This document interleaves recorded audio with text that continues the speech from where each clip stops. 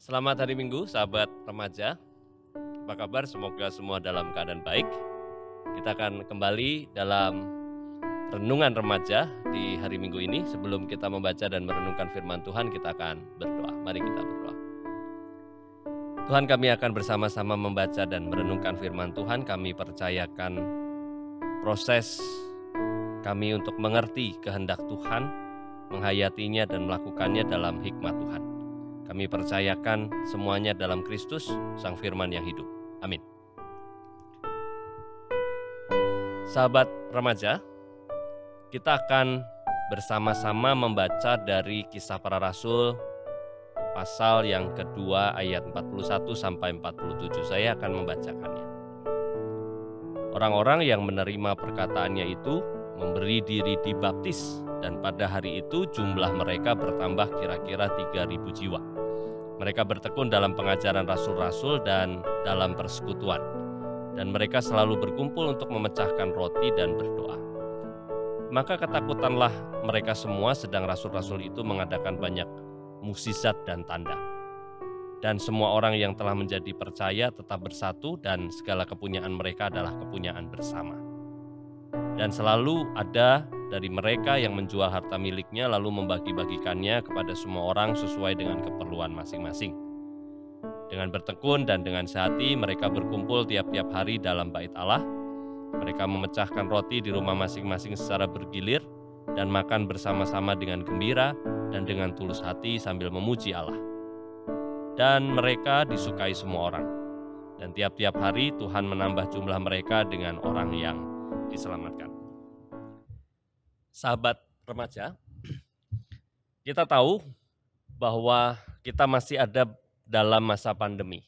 Meskipun vaksin mungkin sudah diluncurkan, tetapi masa pandemi ini belum berakhir.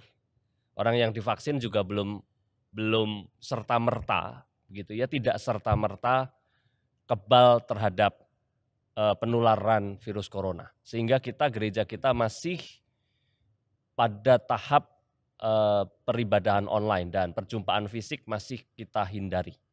Seperti Anda lihat di belakang kita, ya, gereja ini gereja yang mungkin Anda kangen, orang tua Anda kangen, opa, oma, opung, kakek, nenek, mbah Anda kangen gitu ya.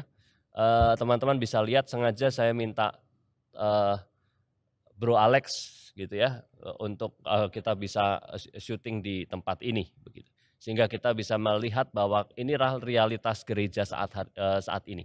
Berbeda sekali dengan realitas ketika kita berjumpa dalam Kisah Para Rasul yang dibacakan tadi. Mereka sukanya berkumpul, mereka sukanya bertemu, mereka bertemu fisik, lalu kemudian membagi makanan, kemudian ada yang menjual harta miliknya lalu untuk mencukupkan kepentingan-kepentingan dari teman-temannya.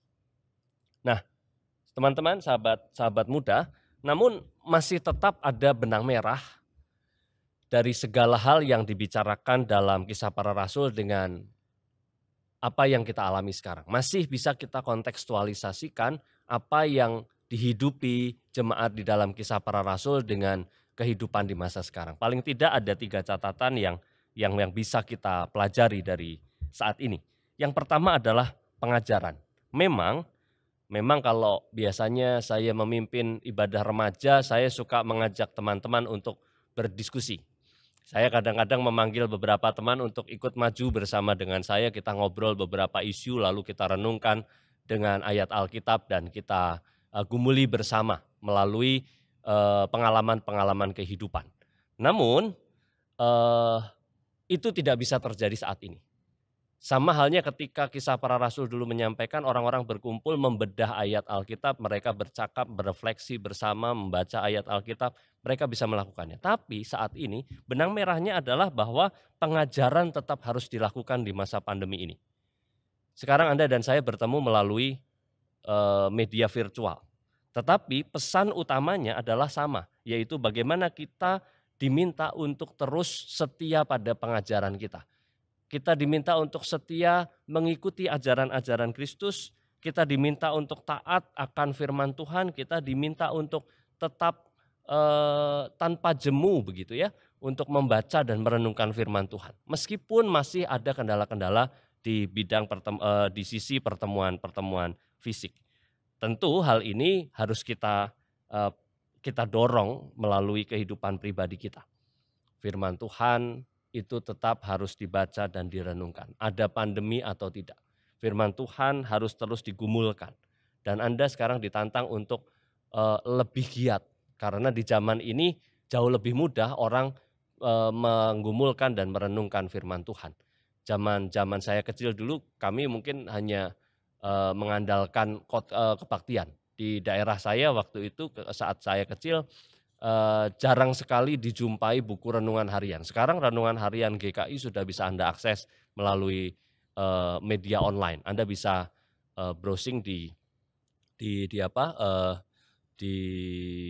aplikasi Anda, khususnya pemegang Android. Anda bisa membuka Youth for Christ begitu ya, itu salah satu produk GKI. Ada Teens for Christ yang bisa diakses di websitenya. Saudara-saudara perlu setia seperti kisah jemaat di Kisah Para Rasul tadi untuk dapat betul-betul menggumuli pengajaran Allah. Lalu kemudian yang kedua, persekutuan. Kalau persekutuan kita terkendala secara onsite, kita sekarang punya media-media yang bisa membangun persekutuan kita. WA, Zoom, dan sebagainya. Saya tahu mungkin Anda bosan.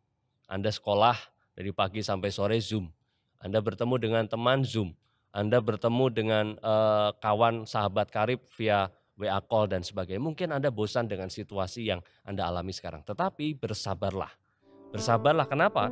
Karena saat ini kita jauh lebih penting untuk menjaga kehidupan, menjaga kesehatan, ketimbang kita mempertaruhkan kehidupan dan nyawa kita untuk sekedar keluar dari bertemu, lalu akhirnya kita kehilangan kehidupan kita sendiri.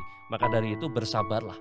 Gunakanlah media-media sosial ini untuk terus bersekutu melalui cara apapun. Ya, teman-teman boleh membangun persekutuan dengan media yang kreatif di zaman ini. Lalu yang ketiga, pelayanan atau persembahan. Kalau dulu orang berbagi diceritakan di Kisah Para Rasul, ada yang menjual lalu membagikan kepada teman-temannya yang kesulitan. Saat ini pun kita bisa melalui gereja, melalui sharing Anda dengan teman Anda. Siapa tahu teman Anda ada yang sedang dalam kesulitan, dan di saat itulah Anda bisa tetap melakukan pelayanan dan persembahan. Jangan batasi ketiadaan perjumpaan fisik ini. Jangan membuat ketiadaan perjumpaan fisik ini hanya sekedar untuk menjauhkan dari orang lain, atau jangan membuat perjumpaan fisik ini untuk membuat Anda jauh dari orang lain lalu mengatakan itu alasan untuk tidak berkarya. Please, jangan pakai ketidakadaan perjumpaan fisik sebagai alasan untuk kita tidak setia dalam pengajaran, tidak setia dalam persekutuan, dan tidak setia dalam pelayanan dan persembahan. Selamat tetap setia, tetap terhubung, tetap melayani, dan tetap hidup di dalam kehendak Tuhan. Tuhan Yesus memberkati.